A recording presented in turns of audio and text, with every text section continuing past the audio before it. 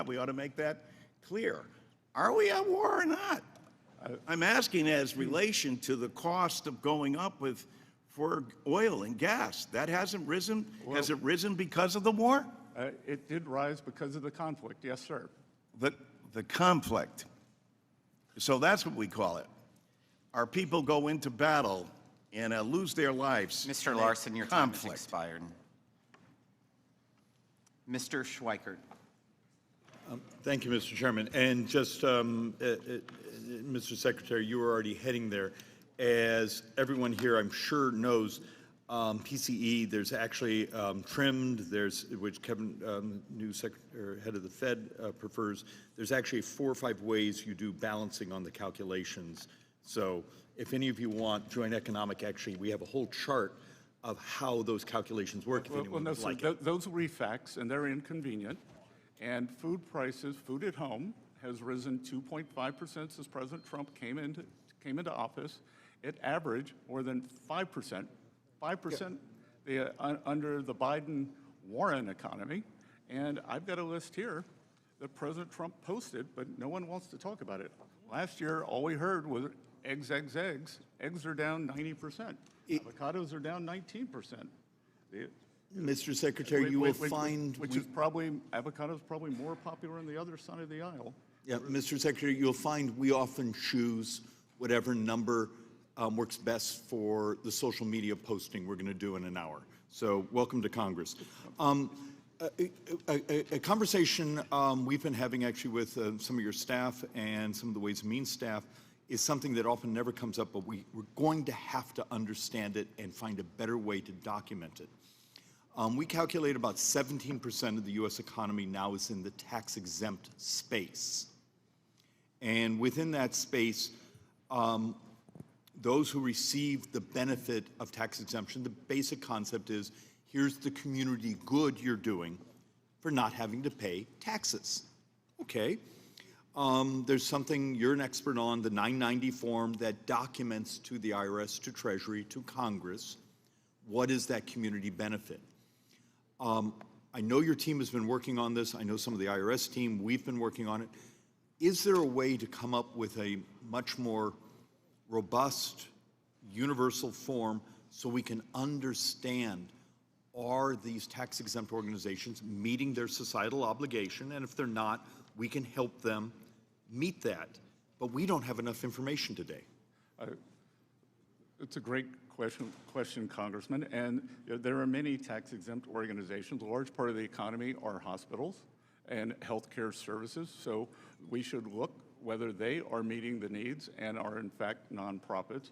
But your question in terms of what is going on with these nonprofits, the IRS has issued guidance for Form 990 that nonprofits, just as banks must KYC, know your customer, we are telling the directors of these foundations, of these institutions, you must know your grantee.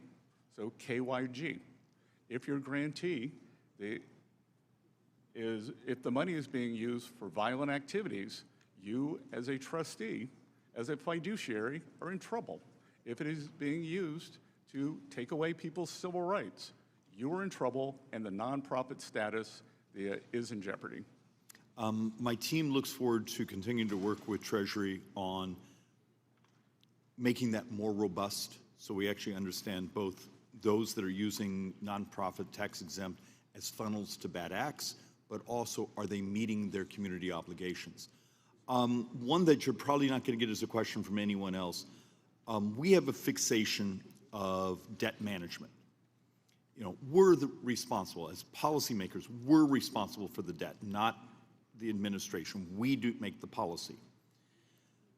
What can we do as members of Congress, Joint Economic Committee, Ways and Means Committee, to help you convince the markets, you know, please buy a 10-year note.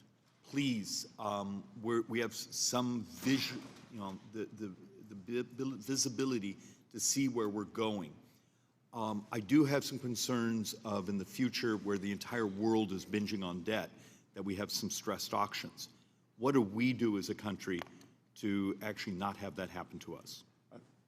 So since President Trump came into office, the U.S. Treasury market has been the best performing developed market, but that is not assured.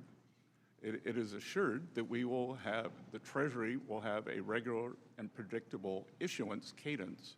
But what we must let the borrowers know, people who are buying Treasury bonds, whether it is U.S. households, the foreign central banks, and everyone else in between, that we are serious about getting our debt and deficit numbers under control. That is perfect, Mr. Secretary. And with that, I yield back, Mr. Chairman. Mr. Davis.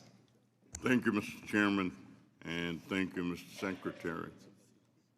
Secretary Bessent, as of April 18th, taxpayers received about 3.4 million delayed refund letters. Illinoisans received 110,000. Texans, Floridians, and New Yorkers each received over 200,000. And Californians received 400,000. Almost 3 months ago, on March 9th, Representative Sewell and I asked you for basic information to demonstrate that Americans are actually getting their delayed refunds. Last month, I requested a meeting with the appropriate staff at the IRS or Treasury for this information. It was not until this morning that I received a response from Treasury. And although the letter contains some high-level information, it is insufficient to reassure me that Americans are receiving their refunds quickly. For example, the information in this morning's letter is substantially outdated. Today's letter cited 2.2 million CP 553 e-notices when a separate document you sent me a few weeks ago cited 3.4 million notices as of April 18th. Also, the information in today's letter fails to convey the current number of unique taxpayers whose refunds were delayed. Nor does today's letter give a clear understanding of how quickly taxpayers are waiting on their delayed checks. So, Mr. Secretary, could you tell me when or before June 11th, will you or your staff meet with Representative Sewell and me to walk us through the evidence that taxpayers with delayed refunds received the funds owed to them? Microphone. I have not seen the letter, that I will follow up on this, and the delays that you were talking about are for taxpayers who did not file electronically. We had about 98% of taxpayers file electronically. They received their refunds within 21 days. It sounds to me that out of the approximately 134 million tax returns that we received, that the April number would have been the Thank you. amount, and we are at 2.2, so we are working through it, and much of that has to do with verification, lack of addresses, so we look forward to working with you on that, because we are committed Well, to thank people you, getting thank these you very large much. refunds Well, quickly. let me just continue. Mr. Chairman, could you assist me to make sure that the American people receives the information, 3.4 million delayed notices, are getting their refunds expeditiously? And also, I'd like to submit for the record a state-by-state breakout provided to me by the Internal Revenue Service, where 3.4 million taxpayers live and whose refunds were delayed as of April 18th. Without objection. Thank you, Mr. Chairman. And Congressman, what was that number last year? 3.4 million. No, I meant for the previous filing season and the year before that.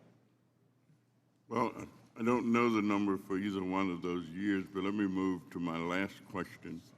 I understand that the Southern Poverty Law Center has been indicted. And let me ask, is the Internal Revenue Service involved in that activity in any way? Again, that's ongoing litigation, but that would have been done, as I read in, what I know is what I've read in the newspaper, and that was the Justice Department and the FBI.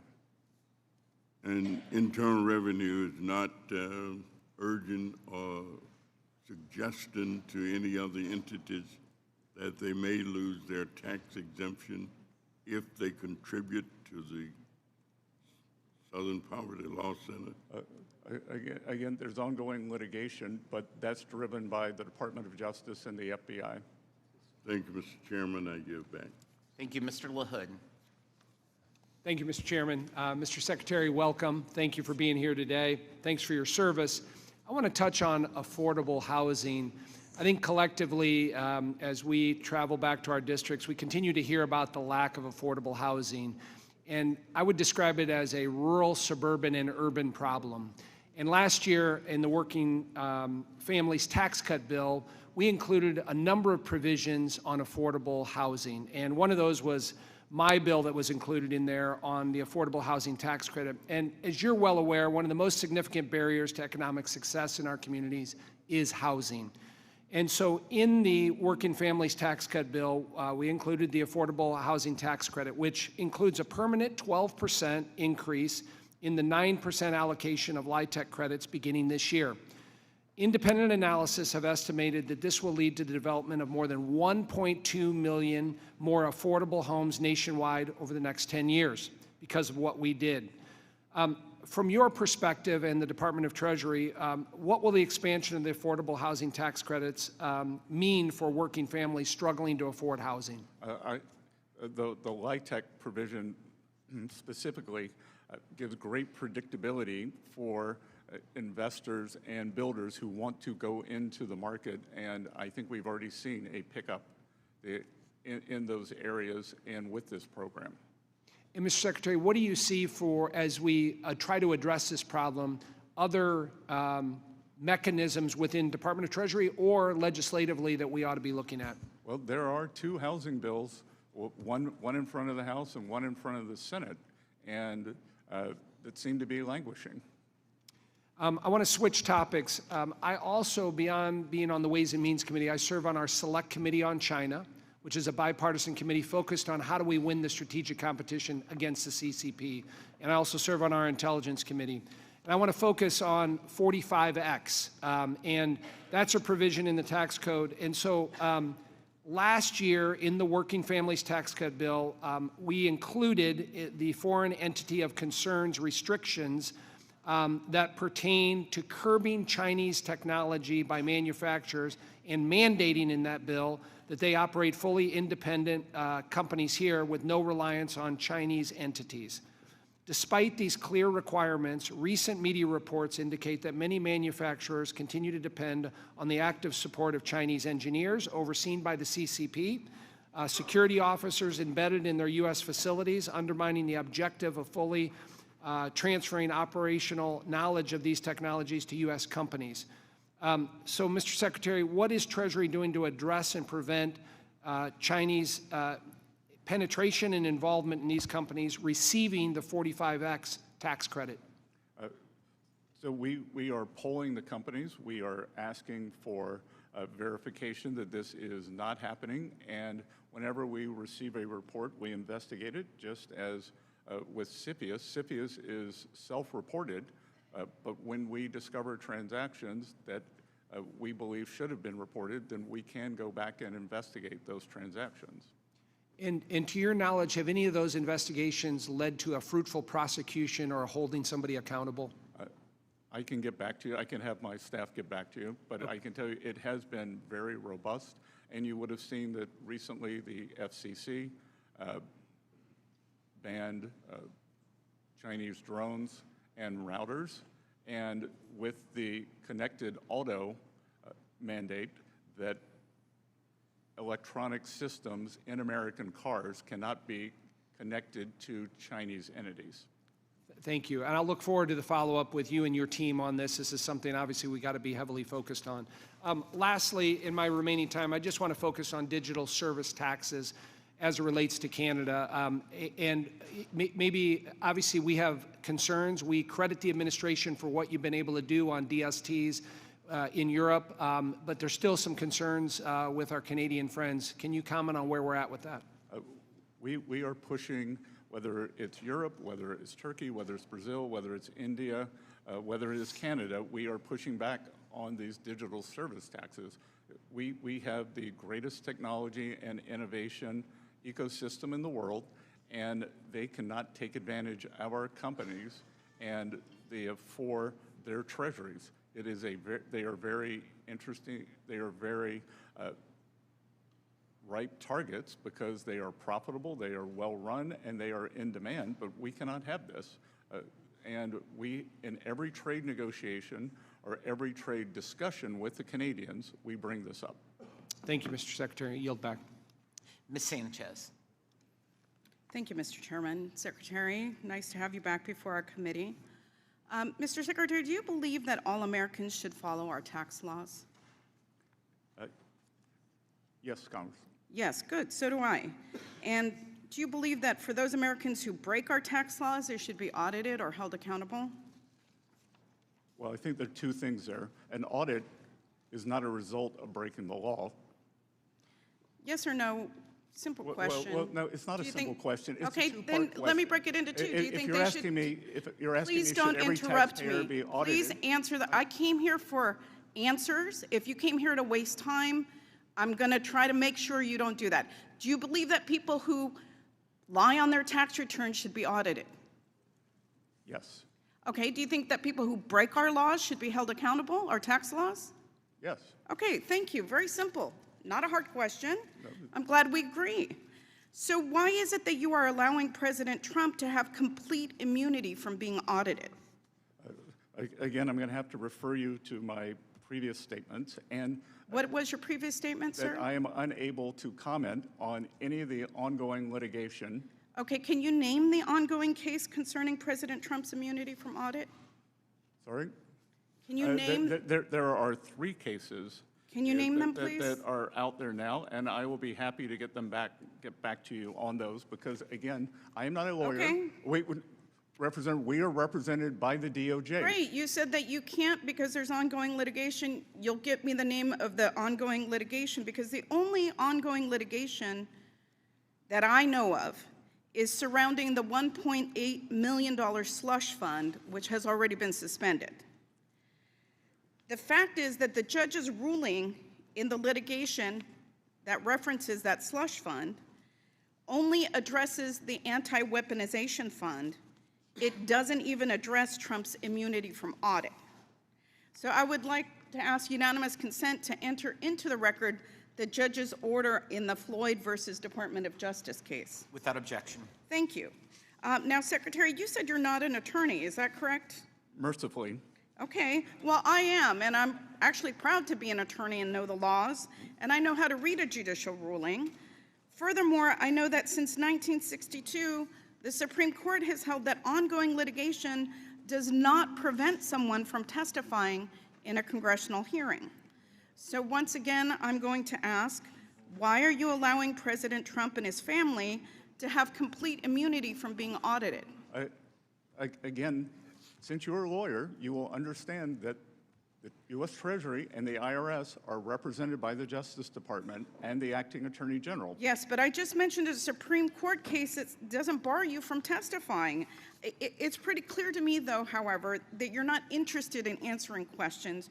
You're interested in arguing. Let me ask you this question. If President Biden amended a prior tax return and claimed that he was owed $1 billion, do you think that that would be audited, or should it be audited? I'm not going to talk about any because you're not really here to answer questions. I don't understand why you wouldn't audit that, and I don't understand why you wouldn't do the same for President Trump. So the ruling by the Justice Department, do you have specific knowledge of an audit of President Trump? Excuse me. It's my time. Do you have You're not here to specific ask me questions. I'm here to ask you questions, and hopefully you're here to try to answer some of them. I'm curious to know who counts as Trump's family for the purposes of this immunity. Is it his children, his in-laws, his grandchildren, his second or third cousin, his great-great-grandchildren? Do you know the answer to that question, Mr. Secretary?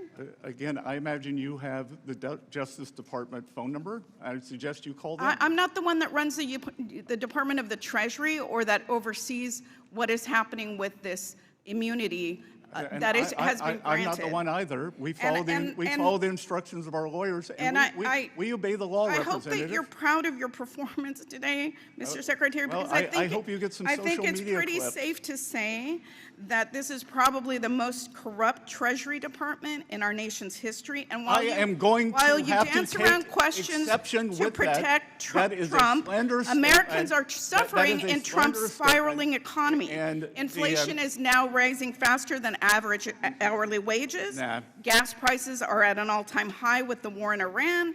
The cost of groceries has risen 3.2% over the past years, and prices on most goods have gone up because of Trump's tariffs. So I don't see how you could call that anything other than a failure of the most corrupt Treasury Department in history. Your time has expired, Ms. Sanchez. Thank you. My I'm not time gonna has take- expired. I'm not gonna Secretary, take I would love for you to firefighting hits. respond to the accusations at your department, because I think you are due the opportunity for that. The Congresswoman is slanderous. She has nothing but the unsubstantiated opinions, and I will not stand for that. There is nothing corrupt. We move at the highest levels, and just because she cannot get the answer she wants, if she would like to give me facts, she seems long on facts, short on facts, long on hot air, and I will not stand for that. Yeah, that's great.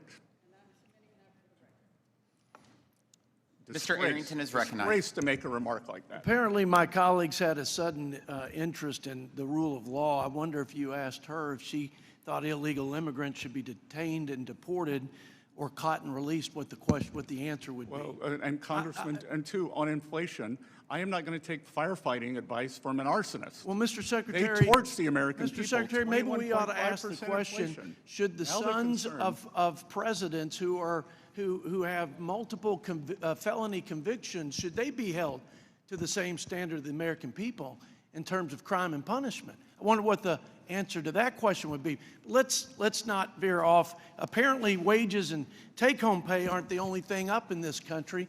Irony and hypocrisy is at an all-time high among my Sir, Democrat now colleagues. Now we see why someone leaves California every 2 minutes. And that hypocrisy and irony starts with questions about price increases.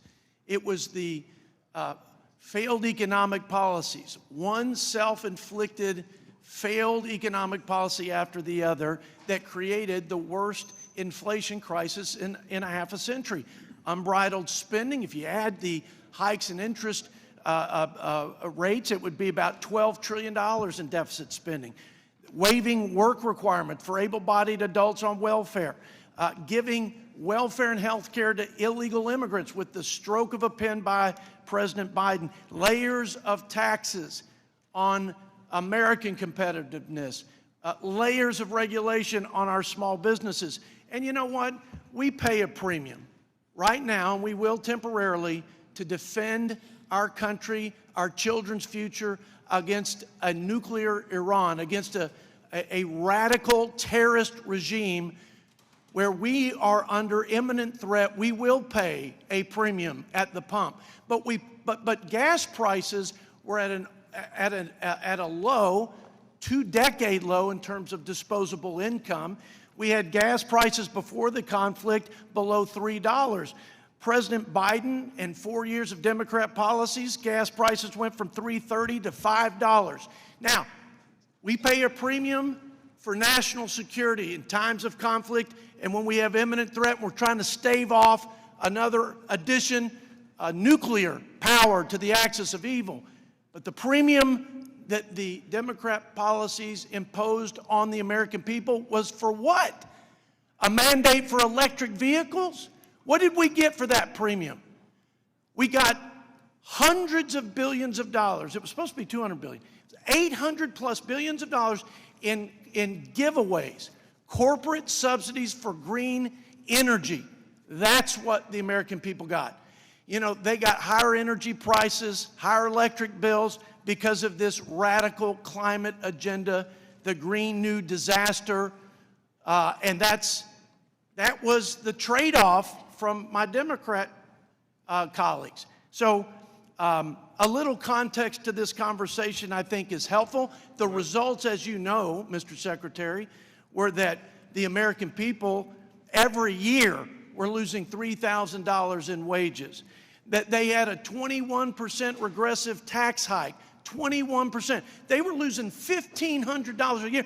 I mean, are we in the golden age? Well, relative to the dark ages that we were thrust in by these failed policies, we are at the dawn of a golden age because wages are up, take-home pay is up, GDP, you said, is 2.6%. Well, that's a percent over what CBO said after we passed the big, beautiful bill. And on an annual average basis in a budget window, that's $3 trillion to reducing the deficit, which may be why the deficit was reduced over 10% in the first 6 months of this fiscal year compared to last fiscal year, because we actually controlled discretionary spending and have saved up to now almost $500 billion. It's because Republicans actually cared about not frittering away tax dollars, and we rooted out waste, fraud, and abuse to a tune of over $1 trillion because we had quadruple revenue from having restructured World Trade Order and set a level playing field for our farmers and manufacturers. Because of all of that plus the growth, we have had a reduction in the deficit to GDP for the first time in almost a decade. I'm out of time. I think you're doing a great job. Keep it up. Don't listen to the noise. No, I don't, sir. Look, they don't want to talk about how they voted to cut the child tax credit in half for 40 million people, voted for higher rates on low and middle income families, for a $5 trillion tax hike. And if I were the Democrats, this side of the aisle, I would be terrified how many Americans applied for no tax on tips, no tax on overtime, reduced taxes on Social Security, and deductibility of auto loans. 7.5 million no tax on tips, 29 million overtime, seniors 35 million. Mr. Arrington, your time has expired. Unbelievable. Keep up the good work, Mr. Secretary. Thank you. Ms. Del Bene. Thank you, Mr. Chairman. Thank you, Mr. Secretary, for being here. Last year, one of President Trump's first actions was to put his billionaire donor, Elon Musk, in charge of the so-called Department of Government Efficiency. By the end of Musk's short but destructive tenure, DOGE had nearly quadrupled its original budget, lost taxpayers hundreds of millions of dollars in estimated interest and fee revenue, and paid 200,000 federal employees roughly 20 failure. It turns out moving fast and breaking things and having no clue what the heck you're doing is not the most efficient way to govern. Unfortunately, DOGE's destruction wasn't limited to wasting taxpayer dollars and gutting the federal service. DOGE staffers also abused their position to gain access to taxpayers' sensitive private data. Mr. Secretary, on January 31st, 2025, you personally granted DOGE access to one of the Treasury Department's payment systems at the Bureau of the Fiscal Service. This database houses Americans' most sensitive data, including Social Security numbers and bank account information. Shortly after, my colleagues and I requested the GAO review DOGE's unprecedented access to this critical payment system. GAO completed that report last month, and I asked for unanimous consent to insert it in the record. Without objection. Thank you. GAO's audit determined that a DOGE employee was inadvertently granted temporary access to create, modify, and delete data from the payment system. Mr. Secretary, you failed to impose basic safeguards that left millions of Americans' personal data vulnerable to unauthorized access and abuse. And so my question for you is, do you take responsibility for that? And what specific measures, if any, have you taken afterwards to protect the affected individuals' data and rebuild confidence in your department's handling of sensitive information? Again, would you care to look up what does inadvertent mean? Have you taken, but what is you're it- in charge. You are responsible for this. Do you take responsibility for that? Do you take responsibility? I will take responsibility. Okay, and then and again, what has been done to and- make and- sure and- that and- can and never happen again? Congresswoman, it was read-only. They had no ability to edit. What has happened to make sure that never happens again? We have, just as we have at the IRS, we have tightened up all protocols on systems. I guess that's not very specific, but the GAO also found that a DOGE staffer sent an unencrypted file containing USAID payment information and individuals' names to external DOGE personnel at the General Services Administration.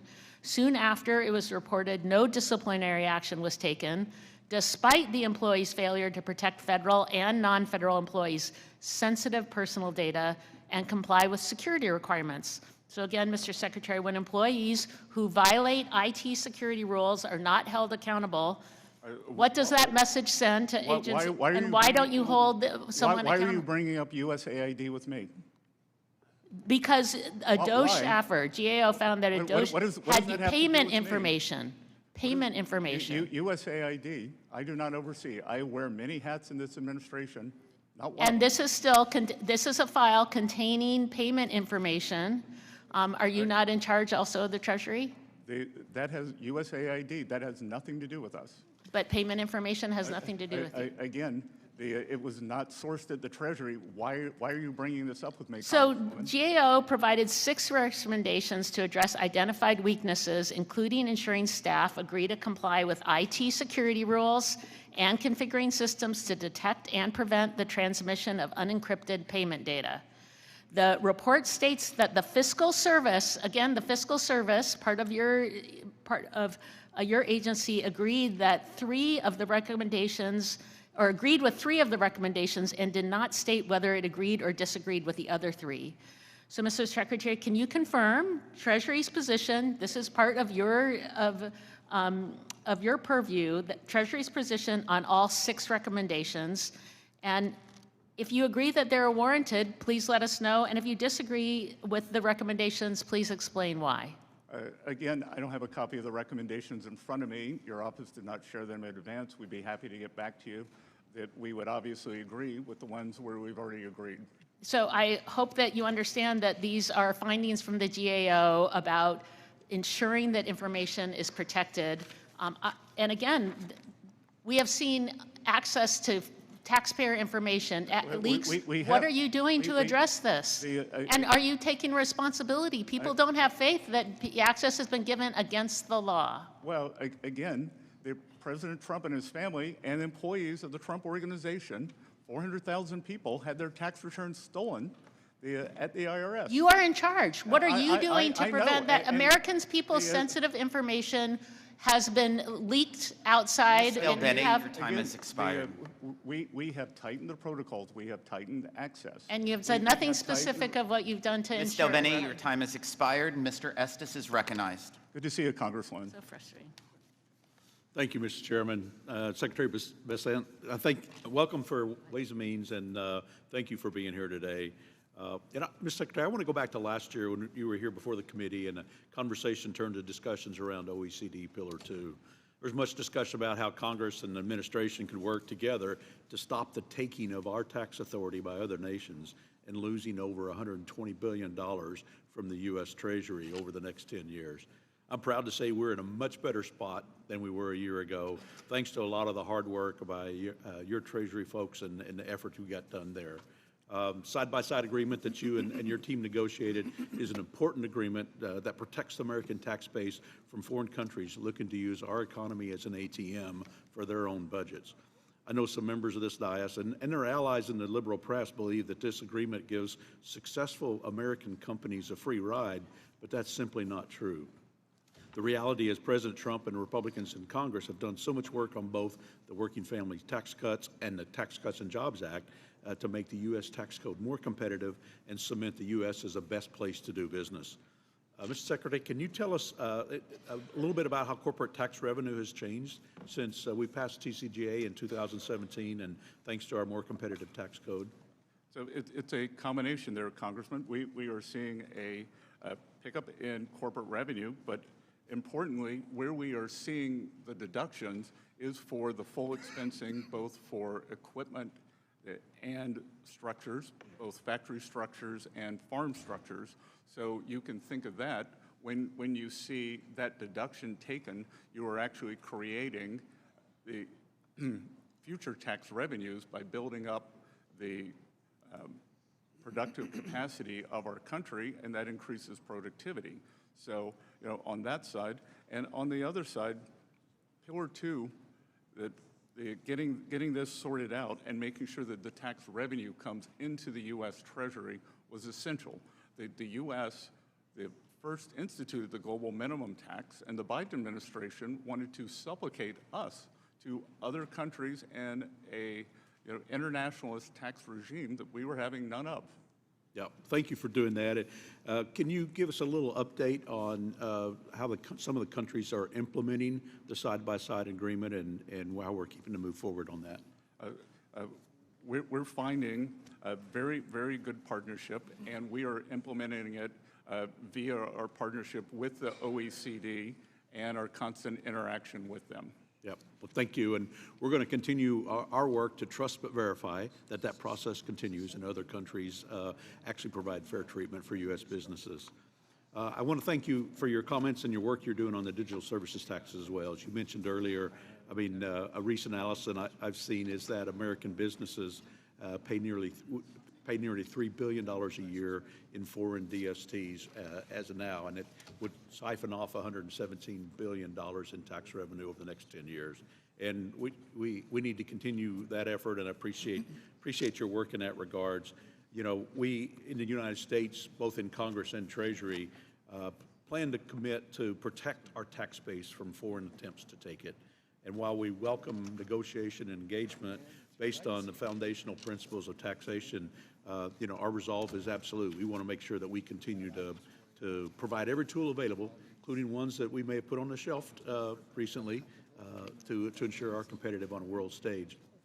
And this is true whether you're talking about Germany with their Section 49, or whether you talk about Italy or Mexico that have been trying to weaponize tax audits or raiding offices and homes and threatening criminal charges against U.S. companies. I want to switch quickly to domestic tax code. Everyday Americans, businesses, and individuals tremendously benefited from our historic tax relief. 97% of taxpayers received a tax cut this past filing season, thanks to no tax on tips and no tax on overtime and increased standard deduction and enhanced senior deduction. And these are American First provisions that have put more money in the pockets of hardworking Americans.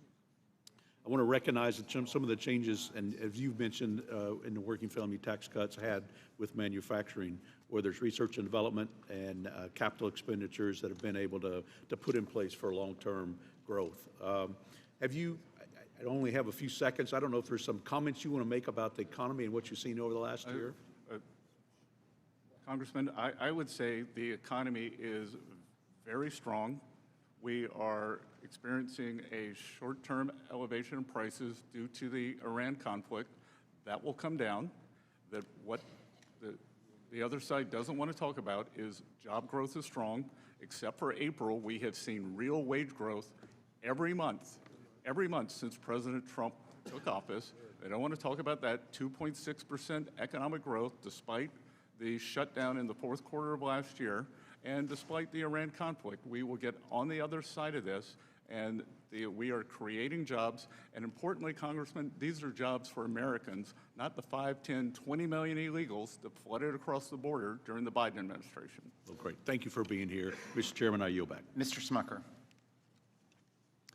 Thank you, Secretary, we're here. Thanks for being here. Very much appreciate your leadership, and I think you just cited some figures about the economy that are really important. Real wages have been growing under this administration and after the implementation of the bill that we passed. Very different from what we saw under the Biden administration when people were really feeling the pain of the rising prices because wages didn't keep up. So grateful for, as I said, your leadership. One of my priorities in the big, beautiful bill was the Section 199 deduction, making that permanent. I've heard from businesses about how that's affected their investment decisions when they have that permanency ahead of them. So, and how they're doing is really important to every community that they reside in. And so I'm very proud of what we've been able to accomplish. I do want to very quickly, another of my priorities was direct primary care. Employers in my area using direct primary care as a way to provide better access to health care. We wanted to ensure that contributions to HSAs by employees are tax deductible. That was in the bill. We also wanted that to extend to employers, and I think there's some question about that as Treasury is putting together their guidance on that. So I just wanted to hear from you whether you agreed and whether you could assure us that Treasury's guidance will allow that to be deductible for businesses as well.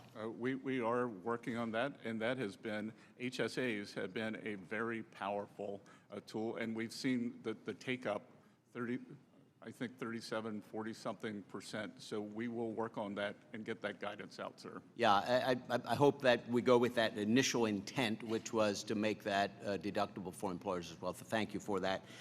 Wanted to, you had, I have to pull this up, the statement you made in regards or during the discussion with Schweikert in regards to the debt and the markets that I thought was really good, and I wanted you to expand on that if you would.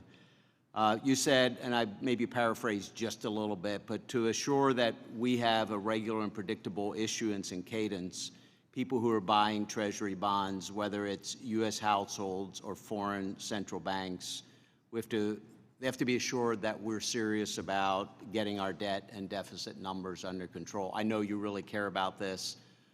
I certainly do. I feel at times like the American people don't fully understand the impact of the debt on their economic activity today, but the threat going forward. So I'd love for you to expand on that a little, talk about why that's important and what are the steps that we could be taking in Congress to address the debt and the deficit numbers.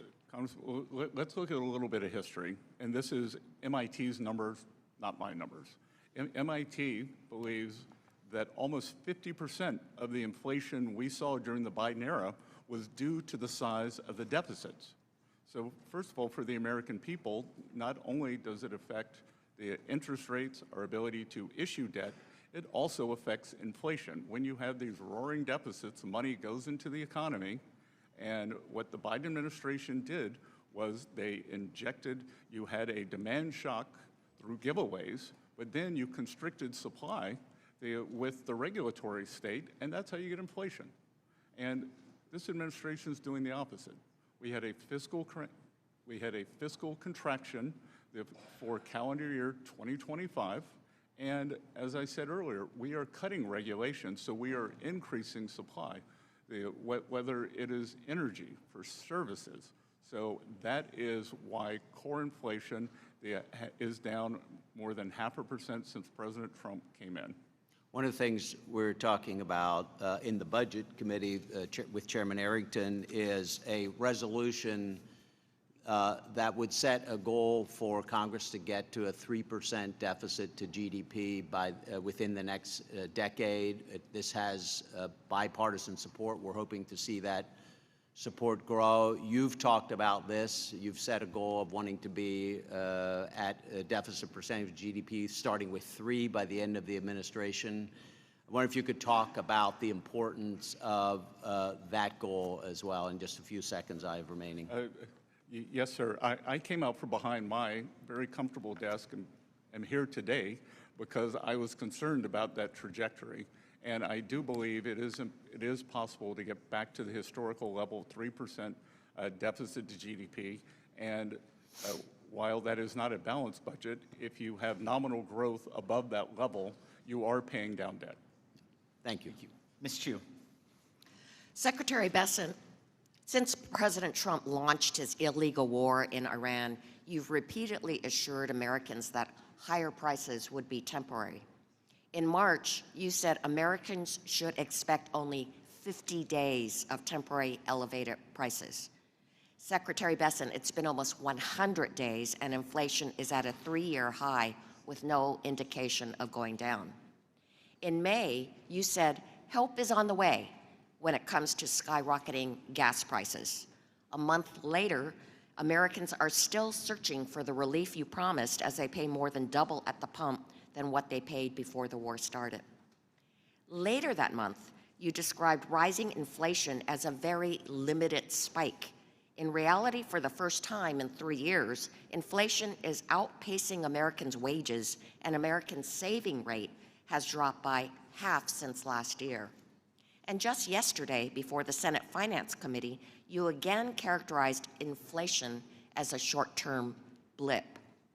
Recently, President Trump proudly claimed that he doesn't think about Americans' financial situation when it comes to the war with Iran. So I want to ask you, Secretary Bessent, do you agree with President Trump that you also do not care about Americans' financial situations? Congresswoman, who was the president during World War I? Can you, No, are you refusing to answer my question? No, I'm asking, who was the president during World War I? I don't know, but clearly you So are you not don't know who the answering my president question. during World War I was. So, But let me tell so you. I'm clearly getting the idea that you do not want to Oh, answer I- whether you I'm- agree I'm with President happy- Trump that I'm- you do I'm not happy care to- about Americans' financial situations. President Trump does care about Americans' financial situation. Well, he actually said that he doesn't. No, that is a truncated thing, like everything is, that he is future-proofing, because I can tell you, Americans' financial situations would be devastated if Iran got a nuclear weapon and there was a permanent shutdown of the flow of energy out of the Middle East. Well, then let me ask you, was your I promise you, prediction, and I promise you that President Woodrow, I'm taking my time back. I will It was promise your you that prediction- President Woodrow Wilson, who was president during World War I, the Germans did not attack us. That he got into that. It was Well, a you're war- not it was- answering it the was a question, war so of let me ask principle. this. And I guarantee Was your you, prediction President that Americans Woodrow would Wilson face thought the same only thing, 50 days Congresswoman. of temporary elevated prices wrong? You said that Americans would face only 50 days of temporary elevated prices. Was that wrong, since actually, of course, we're at 100 days now? How much have gasoline prices come down from the peak? 7%. Crude prices are down more than 20, and gasoline prices follow crude prices. Well, then reclaiming my But time, those are inconvenient facts. reclaiming my time, gas prices are up by 50% since Trump war started and up nearly 30% from last year. Diesel and jet fuel prices have risen even faster because refining markets are strained. Utility costs have soared due to higher natural gas and fuel input costs. And that means commutes, home heating and electricity, airline tickets, and delivery fees are all more expensive. And how about grocery prices? They jumped more in April than they did in nearly 4 years since when Biden was president. Beef is up by 15%, tomatoes are up by 40%, bread and milk are up 8% and 5% compared to 3 months ago. And it's those lower income households that are hardest hit by Trumpflation. They're forced to cut Congresswoman, back on spending. I know and it's an inconvenient. Excuse me, it's I my know it's time, an but inconvenient fact, but I know but that it'd be prices- hard for a food billionaire like prices you are to up. imagine how these lower income households would be hit by inflation. In fact, Trump said he couldn't care less about higher car prices for Americans. Do you agree with that statement? I believe that food prices are up food at home, 2.5% since President Trump took office. I know that's an inconvenient fact for you. You're from California. Maybe you care about avocado prices. Maybe you want them higher, but they're down 19%. Well, all you have to do is to go to the grocery store to see that beef is up by go to the grocery store, and all you have to do is 15%, look tomatoes at- are up by 40%, You don't and get bread to- and milk are up by Congresswoman, 8%. You don't get to pick and choose. It is a basket, and the basket is up 2.5%. During the Biden era, it was up 5% Well, a year. you paint such a rosy picture. 5% a year. But I think Americans are not experiencing this rosy picture that you paint. They are asking, are my wages keeping up with costs? Can I afford the things that my family needs? And I'm afraid the answer is no. I'm afraid you're incorrect, because we had real wage increases every month since President Trump took office, except for the month of April. So I know the facts don't align with your narrative. but please, you're entitled to your Your opinion. narrative is not lining up with what you're not- Americans are experiencing right now. You're not entitled, you're entitled to your opinion, not your own facts. I yield back. Mr. Hearn. Mr. Secretary, it's good to see you. Thanks for being here. Great to be here. And I can see you're talking a lot about the facts. The facts are, is during the 4 years of Joe Biden, we had a 25% increase in prices. No way did the wages keep up during that time. The highest gas prices we've seen in the last decade were under Joe Biden, but my colleagues have gotten amnesia. But almost a year ago, Mr. Trump signed the working family tax cuts into law and preventing the largest tax increase in American history. And I want to thank you, Mr. Secretary, for your hard work and for your partnership in getting that across the finish line. A huge part of the working family tax cuts was making permanent many provisions of the 2017 TCJA, including eliminating the lockout effect, encouraging companies to bring intellectual property and profits back to the United States, lower rates for all Americans, the pass-through small business deduction, and immediate expensing provisions, all of which have been proven to drive tremendous growth and job creation. Prior to last year, the lack of permanency in these policies hindered economic growth and job creation. But thanks to the working family tax cut, businesses now have the certainty they need to plan, grow, invest, and create jobs here in America. I now want to shift focus to the expensing of factories, which is a new pro-growth tax policy in the working family tax cuts. After the passage of TCJA, bonus depreciation allowed businesses to deduct the full cost of equipment and machinery immediately. But the factory building that housed the machinery had to be depreciated over a much longer 39-year schedule. This created a major gap in U.S. tax policy. Manufacturers could quickly recover the cost of machines, but the cost recovery for the enormous capital investments in the physical factories lagged far behind. Last year's tax law extended accelerated expensing treatment to the structures of new domestic production facilities, allowing manufacturers to quickly recover the cost of the building and in turn make it significantly more attractive for companies to invest in expanding U.S. manufacturing capacity. And in fact, they have. We see that, we hear about it, we read about it. Those are the facts. Following the passage of the working family tax cuts, 52% of manufacturers surveyed said they would intended to use the new provision to immediately expense the cost of the construction or expanding a manufacturing facility over the next 4 years. Mr. Secretary, my first question is, last year I asked you about the importance of this provision, and you said that expensing for factories in a way puts us on a level playing field with countries that heavily subsidize their industries. And as you know, this provision expires at the end of 29. Do you believe this provision should be made permanent or extended to continue incentivizing the expansion of U.S. manufacturing capacity and job creation? And then also, in your response, could you also talk about what this does for your 333 plan and how that's part of the integration of that? I think we should extend or make it permanent. I was able to go and visit Winnebago in Minnesota, and they told me that because of the expensing, they were on the fence on whether to do a battery project for their RVs in Florida to build a factory. But because of the full expensing of equipment, full expensing of structures, they were doing it. And I think we are seeing that again and again. But Congressman, what is very important here, and I don't think people really understand, we are creating productive capacity here, and productive capacity is what generates future tax revenues. So you get the immediate hit to taxes now, but then you create an accelerated stream of income that is much higher, a multiplier effect after that. I call it the slingshot effect. So for 1 or 2 years, I think we're going to see this burst of factories and manufacturers that were encumbered under the Biden administration, and I think going forward, we are going to see a breakout in corporate income tax receipts. Mr. Secretary, I think what you're describing it shows the ignorance of the critics of this policy, because it's very easy to shut down a building or a facility, but much more difficult to rebuild something and re-staff it to move businesses back from abroad. So I applaud you. We're going to build it, and they are going to come. And then one final question. I have significant concerns on third-party financing of litigation in the United States, particularly regarding the tax treatment of these profits derived from it. And currently, these financiers are claiming capital gains treatment, and is, and best, highly questionable that unadjudicated claims of harm constitute capital assets This activity is distorting our judicial system and turning our court system into a casino.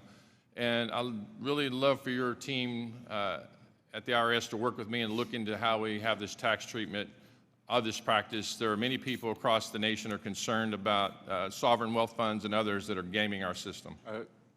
Congressman, I look forward to working with you on that, especially international foreign money that is coming in and gumming up the works and sponsoring these lawsuits in our system. And paying no taxes. And paying no taxes. So I look forward to working with you on this. Thank you very much. I yield back. Mrs. Miller. Thank you, Mr. Chairman. Secretary Bessent, thank you for being here today. I've found it a little disturbing, the animosity and lack of decorum from some of the members of this committee. Common courtesy takes us a long, long way. I'm a lifelong small businesswoman, and I want to emphasize the importance of working with business-minded leaders rather than career politicians who may not fully understand the real harm that bad policy inflicts on everyday Americans, especially back home in my state of West Virginia. The Working Families Tax Cuts provided much relief to our families, our farmers, and our small businesses across the country, and it fulfilled President Trump's promise of tax relief and certainty. One of my priorities has been saving the Gig Economy Taxpayer Act, which repealed the Biden administration's harmful 1099-K reporting threshold of $600, and it restored back to the proven standard of $20,000 and 200 transactions. Can you speak to how much of an effect that this policy had on the tax filings of our hardworking Americans? Well, I think that just speaks to the Democrats. They're not the party of Main Street. They're the, I don't know what they're the party of, but they are bringing this down. I thought that it was one of the most reckless things that had been done, that you were going to create this paperwork for small businesses. Many of them, they are service businesses. And to do this, and the magnitude from 20,000 to 6,000, it just shows a complete tin ear of an administration that probably had a record low business people involved with the administration and what they viewed as business experience. So I think realigning that for Main Street and small businesses was essential, and we have seen no effect at the IRS in terms of the revenues from that. That's right. If anything, it's better. In your testimony, you mentioned President Trump's signature new tax cuts, and specifically the no tax on overtime provision, which rewarded hourly workers by allowing them to deduct up to $12,500 or $25,000 for married couples. This pro-growth policy has helped expand domestic manufacturing in our country and helped hourly workers keep more of what they earn. Have you seen that the no tax on overtime policy benefit our tax filers this past tax season? Representative, I was with President Trump on April 15th in Las Vegas for a rally for tax day for his signature policies, and he asked for a show of support from the crowd. And we were at the home of the service and the tipped income. And actually, the no tax on overtime got a bigger ovation than the no tax on tips. And it's the American way. We had the 75% of the filers make under $100,000, 90% make under $200,000, and the average deduction was $3,100. And it's the American way. If you want to work harder, you get to keep more of your take-home pay. I was with a group of small business owners out in California near the Reagan Library, and they love it. I was in a local Italian restaurant there. The owner loves it because he was having staffing problems. So now he has experienced staff, he's happy to pay the overtime, and the employees are happy to work the hours. Very much so. Thank you so much. I yield back my time. Thank you. Before I recognize the gentlelady from Alabama, I want to inform members that at the request of our witness, I intend to call a brief recess following Ms. Sewell's questions, and I now recognize the gentlelady for 5 minutes. Thank you, Mr. Chairman. Mr. Secretary, you promised the American people that the big, beautiful bill would lead to big economic boom for the American people. In a statement you made on July 3rd, 2025, after the passage of the so-called One Big Beautiful Bill, you said that the legislation would unleash growth in the American economy. Republicans pledged that it would stimulate economic growth and lead to an additional $2.4 trillion in government revenue. However, the most recent GDP data shows that the economy barely grew in the last quarter of 2025 at a rate of only 0.5% and continues to fall below expectations in the first quarter of 2026. Time and time again, you told the American people not to believe their own eyes or what's in their bank accounts. While families have been hit with higher costs from Trump's illegal tariffs and his costly war on a war of choice in Iran, this administration continues to insist that the economy is thriving. The reality, sir, especially for the folks that I represent in Alabama, is that you forecast a 5.4% growth in GDP for the fourth quarter 2025 and only delivered a 0.5% growth. The reality is that wages have fallen behind rising inflation and that job growth dramatically slowed down since Trump took office. Mr. Secretary, I'm asking you